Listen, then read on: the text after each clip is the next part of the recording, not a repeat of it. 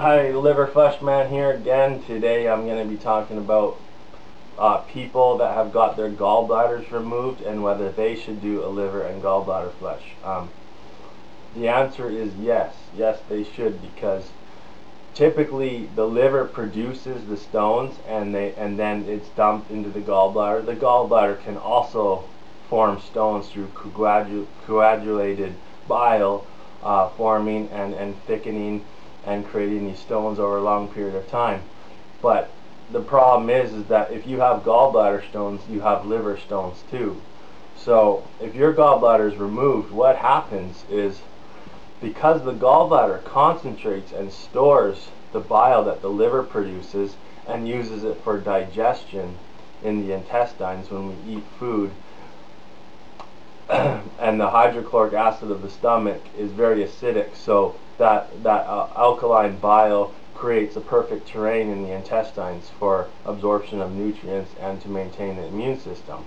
When we get our gallbladders removed, what happens is, when the liver produces bile and it's going to pass it through the bile ducts into the gallbladder, it just constantly trickles into the intestines. It just a constant little trickle of bile. It doesn't get stored and concentrated, and this can cause a lot of irritation in the bowels, in the intestines, which can lead to autoimmune disorders. Basically, what happens is that hydrochloric acid is not being balanced with the amount of concentrated bile in the gallbladder with your gallbladder removed. So that bile is definitely irritating the bowels, and you may get constipation and diarrhea, a mix of both, and your whole immune system could get compromised as well.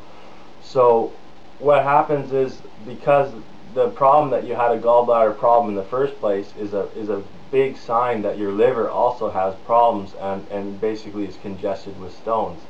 So if you get those stones out of the liver by doing liver flushes and